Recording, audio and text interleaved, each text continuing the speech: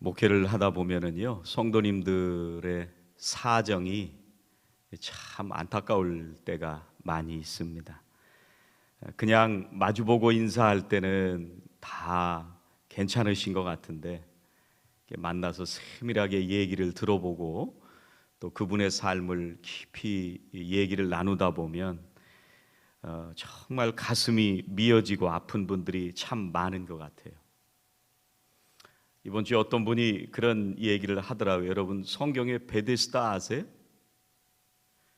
연못에서 물이 용솟음 칠 때 제일 먼저 들어가는 사람이 낫는 게 베데스다 못이잖아요. 어떤 분이 하도 아프니까 나도 베데스다 연못가에 가서 줄 서고 싶더라는 거예요. 우리들이 다 그렇지 않습니까? 오늘 말씀에 나오는 이 아버지가요, 얼마나 마음이 아팠을까, 얼마나 그 아버지의 심정이 힘들까. 47절에 보니까요, 아들의 병을 고쳐주소서 거의 죽게 되었나이다. 자기 자식이 거의 죽게 되는 걸 눈으로 지켜보는 아버지의 심정이 어땠을까. 49절에는요, 주여 내 아이가 죽기 전에 내려오소서. 지금 상황을 보면 이 아이들이 죽음에 거의 임박해서 왔다 갔다 하고 있다는 얘기입니다. 죽기 전에 와서 고쳐달라는 거예요. 이 자식을 보고 있는 아버지의 심정이 어땠을까. 오늘 아픈 아들을 위해서 찾아온 아버지가 누구냐면요, 왕의 신하입니다. 이 당시의 왕은 그 지역을 다스리고 있었던 분봉왕 헤롯 안티파스의 신하였을 겁니다. 굉장히 지위가 높은 사람입니다. 그 왕의 신하이면 부족함이 없이 인생을 살고 있는 사람인데, 그 사람이 가진 문제가 뭐였냐면 아들이 거의 죽어가고 있다는 거예요. 겉에서 볼 때는 아무 문제가 없는 것 같은데요, 겉에서 볼 때는 부족함 없이 살아가는 사람인 것 같은데, 아들이 아프다는 문제 때문에 가정의 근심과 염려가 떠나지 않았을 겁니다. 그럴 때 이 아버지가 와가지고요, 뭐라고 하냐면 47절 다시 한번 보시겠습니다. 그가 예수께서 유대로부터 갈릴리로 오셨다는 것을 듣고 가서 청하되, 이렇게 말씀하십니다. 이 청한다, 아버지가 예수님에게 청했다 얘기는요, 한 번 얘기한 게 아니라 여러 번 얘기했다는 거예요. 여러분 그러지 않겠어요?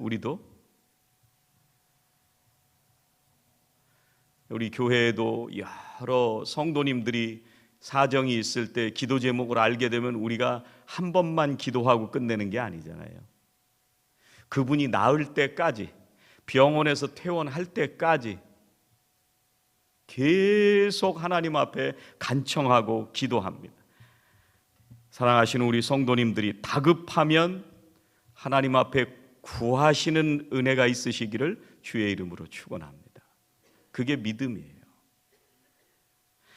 여러분, 정말 어려울 때 하나님 앞에 부르짖을 수 있는 믿음이 되시기를 주의 이름으로 축원합니다. 이 다급한데 부르짖지 않는 사람들이 있어요. 다급할 때 부르짖는 믿음이 복된 믿음입니다. 여러분, 내 자식이 아픈 적이 없어서 모르시나요? 내가 인생을 살아오면서 한 번도 내가 어려운 적이 없어서 그렇게 다급하게 하나님 매달릴 적이 한 번도 없으신가요? 혹시? 그런 분 한 번도 없으시죠? 내 식구 문제가 없기 때문에, 내 문제가 아니기 때문에 별로 그렇게 다른 사람 얘기에 마음도 안 아프고 기도할 생각도 혹시 안 들으신 적은 없으세요? 그냥 들으면 가슴 아프잖아요. 우리는 할 수 없고, 그러니까 하나님 앞에 간청하는 거죠.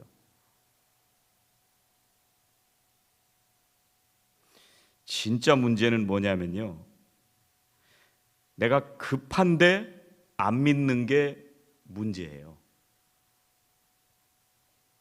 내가 다급한데 하나님 앞에 부르짖지 않는 게 문제예요. 내가 다급한 상황인데 나는 그게 다급하지 않다고 생각하는 게 문제예요. 내가 믿음이 없지만, 내가 연약한 존재지만 내가 살 길을 하나님께 부르짖게 되는 믿음을 가지게 되시기를 주의 이름으로 축원합니다.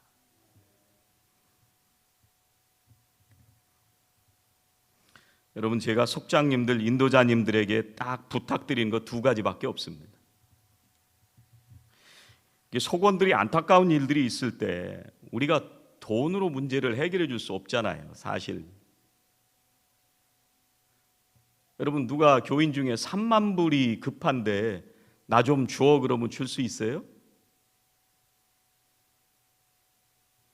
100불은 줄 수 있겠지만 3만 불, 5만 불, 10만 불쯤 필요하다 그러면 그냥 줄 수 있겠어요? 이게 쉬운 일이 아니에요. 그런데 하나님께서는 능력이 있으시잖아요. 그래서 저는 속장님들, 인도자님들한테 딱 두 가지만 늘 부탁을 드립니다. 뭐냐면 첫 번째는 일주일에 4일 이상 속원들의 이름을 불러가면서 기도하시라고 부탁을 드립니다. 뭐 기도밖에 더 하겠어요. 돈 줄 것도 아니고 줄 수도 없잖아요. 돈도 없는데. 두 번째 부탁드리는 것은 일주일에 4일 이상 말씀을 묵상하시면서 사시라고 부탁을 드립니다. 그것 빠지면 내 영성이 싹 다 빠져버려요. 성령이 빠져버리니까 사역을 할 수가 없어요.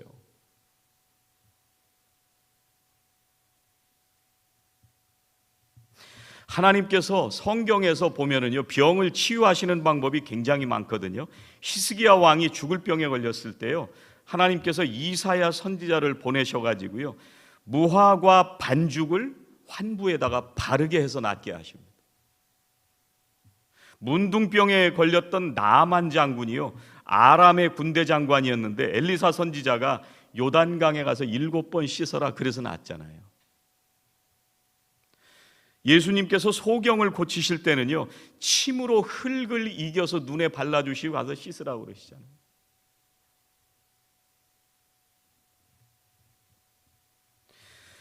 여러분, 우리한테 다급한 문제가 있는데 내가 하나님 앞에 부르짖으려고 하는데 방해하는 일들이 얼마나 많은지 아세요? 마음 놓고 내가 하나님 앞에 부르짖는 것이 그렇게 쉬운 문제가 아닙니다. 우리가 한두 번 부르짖을 수는 있는데요, 그런데 온 마음을 다해서 하나님 앞에 부르짖는 것은 믿음이 있을 때 하나님 붙들고 부르짖는 겁니다.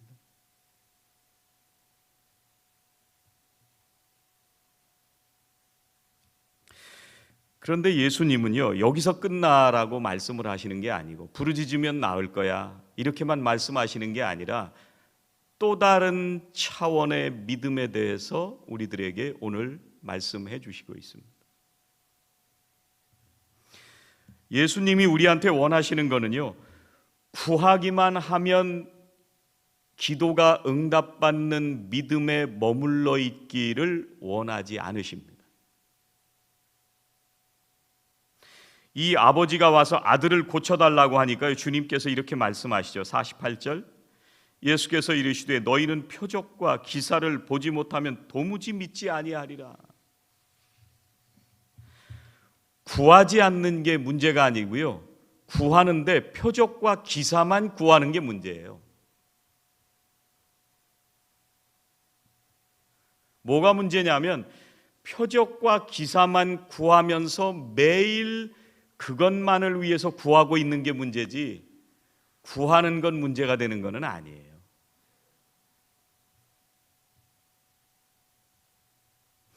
여러분, 오늘 이 아버지가 주님의 능력이 필요해서요, 그 멀고 먼 길을 주님 앞에 찾아왔습니다. 주님이 아니면 그 어느 누구도 자기 자식을 고칠 사람이 없다는 걸 믿었기 때문에 달려온 거예요. 얼마나 아름다운 믿음이고 칭찬받을 만한 믿음이에요. 왕의 신하니까 돈이 없어서 의사를 못 불렀겠어요? 분명히 백방으로 용하다는 의사들을 다 갖다 댔을 거예요. 안 나왔잖아요. 안 나오니까 어떻게 해요? 예수님 앞에 나오죠. 아주 귀한 믿음입니다. 그런데 문제는 예수님은 믿음이 거기에만 머물러 있기를 원하지 않으셨던 거예요. 그러니까 예수님께서 표적과 기사를 보지 못하면 도무지 믿지 아니하리라 이렇게 말씀하시는 거예요.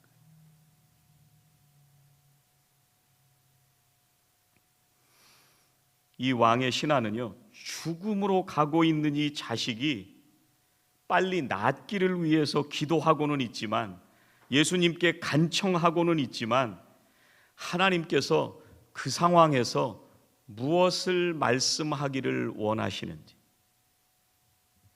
그 상황에서 내가 어떻게 믿음이 변화되어 가기를 원하시는지를 알기 원하셨습니다. 그게 주님이 원하시는 거예요.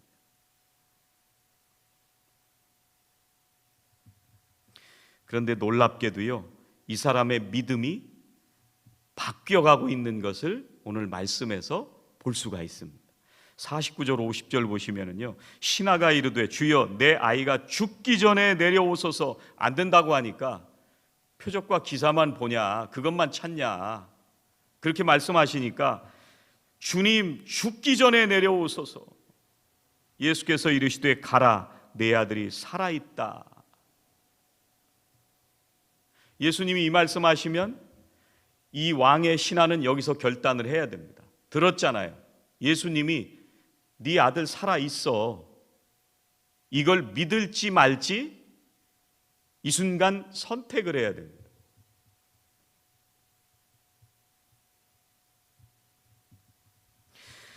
예수님이 같이 가서 아들을 살려주시기를 간청을 했는데, 예수님이 네 아들 살았어 이 말씀을 하시는데, 이 말씀을 듣고 눈으로 본 게 아니니까 더 때를 쓰면서 예수님 가달라고 바짓가랭이를 붙들고 늘어져야 될지 말지를 결정해야 돼요. 이제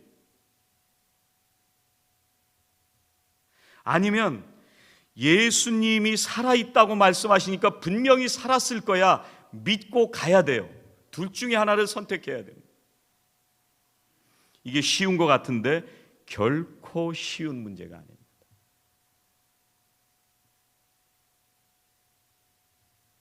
그런데 말씀을 믿고 혼자 내려갔는데 아이가 낳았다. 가는 길에 집에서 오는 사람들을 만난 거예요.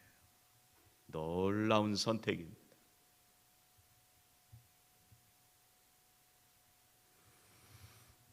여러분, 만약에요, 예수님을 믿고 그 말씀을 믿고 집에 갔는데 애가 아직도 아프면 어떡할 거예요? 안 나았어요. 그럼 어떡할 거예요? 내가 왕의 신하라고 하는 체면이고 자존심이고 다 내팽개치고 이 젊은 랍비한테, 예수님한테 와가지고 간청할 정도로 아이가 죽어가는 게 안타까워서 와서 그렇게 간청을 했는데, 나중에 갔더니 애가 아직 낫지 않았어요. 그러면 내가 그때 더 매달릴 걸, 안 낳았으면 얼마나 죄책감이 들겠어요. 집에 가서. 저 같아도 그럴 것 같아요. 내가 그때 물러서지 말고 예수님한테 끝까지 간청해서 어떻게든지 데리고 갈 걸, 그 생각하지 않겠어요? 안 낳았으면.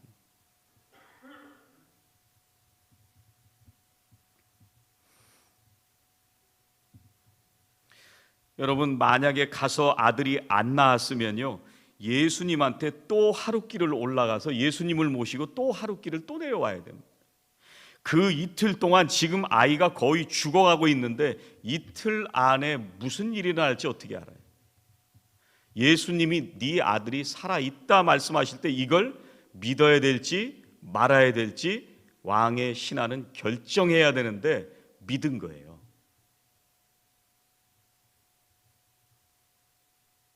여러분은 어떤 선택을 하시겠습니까? 아무것도 눈에 보이고 손에 잡히는 것도 없는데 주님의 약속만 믿고 여러분의 인생과 가정과 자녀들을 주님께 맡기실 수 있으시겠어요? 50절에 이렇게 말씀하십니다. 예수께서 이르시되 가라 네 아들이 살았다 하시니 그 사람이 예수께서 하신 말씀을 믿고 가더니. 예수님이 말씀하신 걸 오늘 뭐라고 번역을 했느냐면요, 살았다 이렇게 말씀하세요. 살았다 이렇게 말씀을 하시는데, 이 말씀을 믿고 왕의 신하는 순종하기로 결정한 겁니다. 그래서 믿음은 결정입니다. 눈에 보이지는 않는데 내가 주님 그렇게 말씀하시니까 내가 그 말씀을 믿고 따르기로 결정하겠습니다. 이 왕의 신하가요, 눈에 보이는 걸 믿겠다고 하는 믿음에서, 표적과 기사를 보여줘야 믿겠다는 믿음에서 주님의 말씀을 믿는 믿음으로 바뀌었습니다.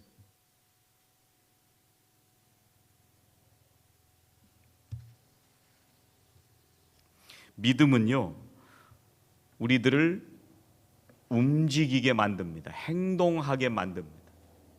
믿었으니까 움직이는 거예요. 못 믿으면 못 움직입니다. 여러분, 아브라함이 하나님의 말씀을 듣고 갈대아 우르를 떠나는 순간요, 그 순간 믿음이 확 달라지는 순간입니다. 여호수아가요, 하나님의 말씀을 믿고 요단강에 발을 들여놓는 순간 강이 갈라진 거예요. 이게 옛날에 홍해가 갈라질 때하고는 좀 현상이 다릅니다. 홍해는 먼저 갈라놓고 건너간 건데, 요단강은요, 여호수아가 건널 때는 발을 들여놓으니까 갈라진 거예요. 믿지 않고 어떻게 발을 집어넣겠어요? 믿으니까 움직이는 거죠.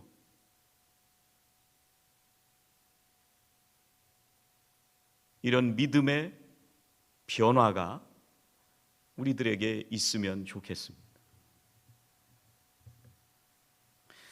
여러분, 이 왕의 신하가요, 말씀을 의지해서 순종하는 그런 믿음이 됐을 때 어떻게 바뀌었는지 아세요? 52절 53절에 보시면 그 낫기 시작한 때를 물은즉 어제 7시에 열기가 떨어졌다이다 하는지라.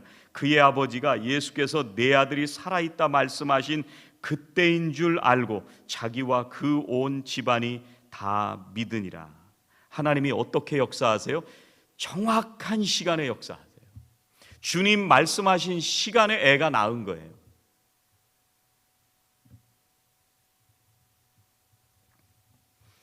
제가 가끔 누구를 만나러 갈 때는요, 그 사람하고 분명히 만나면 속에서부터 막 올라오고 혈기가 나오고 그럴 만한 사람을 만날 때가 있잖아요. 그러면 집에다 기도 부탁을 하고 갑니다. 잊어버리고 기도 부탁을 안 하고 갈 때도 있는데, 기도 부탁을 하고 가면 가서 딱 그 시간에 상황이 바뀌어 있습니다. 정확하게 하나님이 역사하십니다.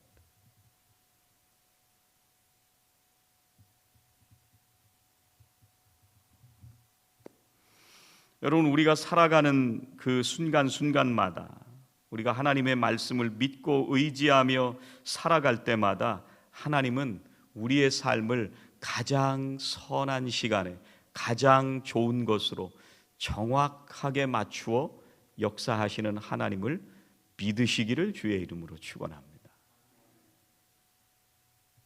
여러분, 이 사람이 믿었더니요, 무슨 일이 일어났느냐면 가족이 다 믿게 됐어요. 자기만 믿게 된 게 아니라 종들이 와가지고 어제 1시에 나왔습니다, 그 얘기를 듣고 자기도 확신을 가지게 됐는데 그 얘기를 집에 가서 했을 거 아니에요. 그러니까 온 식구들이 구원을 받게 됐다.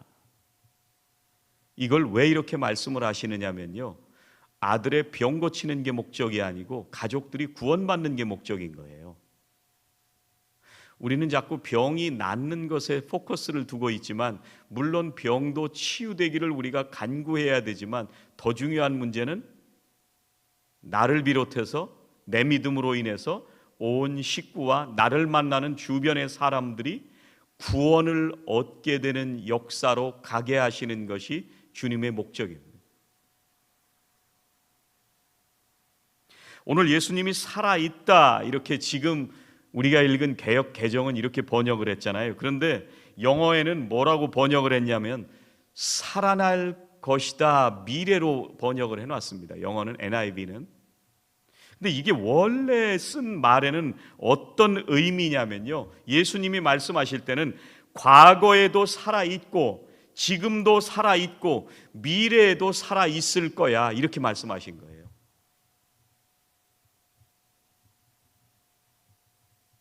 여러분, 아버지가 지금 가서 뭐라고 얘기했어요? 우리 아들이 죽을 것 같다고 2번이나 얘기했잖아요. 아버지 눈에는 얘가 죽을 것 같은 거예요. 그런데 예수님 눈에는 얘가 살아있는 거예요. 그리고 지금도 살았고 앞으로도 살 거라고 말씀하시는 거예요. 완전히 다른 얘기죠. 여러분, 우리가 인생을 살아가면서요, 이제 내 인생은 끝났어, 이제 내 인생은 더 이상 아무것도 해볼 게 없어,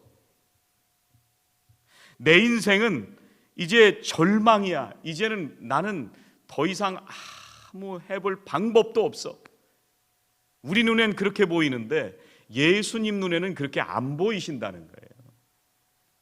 예수님 눈에는요, 아직도 소망이 있고 아직도 살아갈 가치가 있고 아직도 너가 정말 소중한 사람이다, 이렇게 보고 계시는 거예요, 예수님이.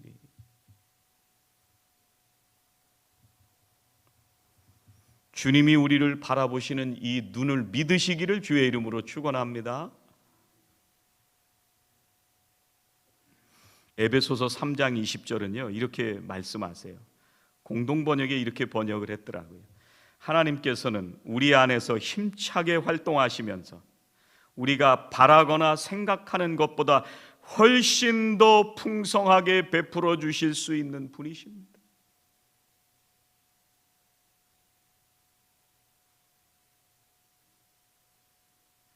하나님은 정확한 시간에 우리를 사랑하시고 우리를 치료해 주시고, 내가 내 인생을 바라보고 내가 내 자식을 바라보고 내가 내 가정을 바라볼 때는 여기서 끝났구나, 내 인생은 끝이구나, 더 이상 소망이 없다 생각하는 그 순간에도 주님은 여전히 소망이 있다 봐주시고 내 인생을 그 어느 누구보다도 가치 있게 우리를 세워주시는 분이 주님이십니다. 우리가 인생을 바라볼 때 절망 속에 살아가지만, 그러나 하나님은 우리를 여전히 지금도 살리고 계시는 하나님이신 줄로 믿습니다. 이 하나님을 온전히 신뢰하시면서 오늘도 매일매일 소망 속에 찬송하며 은혜 가운데 믿음으로 살아가시는 저와 성도님들이 다 되시기를 주의 이름으로 축원합니다. 기도하시겠습니다. 하나님, 우리가 인생을 살아가다 보니 연약하고 부족하여 쓰러질 때도 있고 넘어질 때도 있고 지쳐서 일어나지도 못할 순간들도 있습니다. 그럴 때마다 주님 붙들고 간청할 수 있는 믿음을 주시니 감사합니다. 주님, 우리 눈에는 절망이고 우리 눈에는 모든 것이 끝난 것처럼 보여도 주님은 여전히 소망이 있고 여전히 우리가 살아있고 우리가 이 인생을 살아갈 가치가 있는 사람이라고 보아주시며 우리를 사랑하시고 오늘도 우리를 인도해 주시며 우리의 길을 붙잡아 주시는 그 하나님을 찬양합니다. 하나님, 그 하나님을 온전히 의지하며 오늘도 더 큰 믿음으로 세워질 수 있는 저희들 모두가 되게 하여 주시옵소서. 절망 속에 찬송하게 하시고 소망 중에 기도하게 하시고 정확하게 역사하시는 우리 하나님의 놀라우신 역사를 매일매일 간증하고 경험하며 살아가는 믿음의 백성들이 다 되게 하여 주시옵소서. 예수님의 이름으로 기도하옵나이다. 아멘.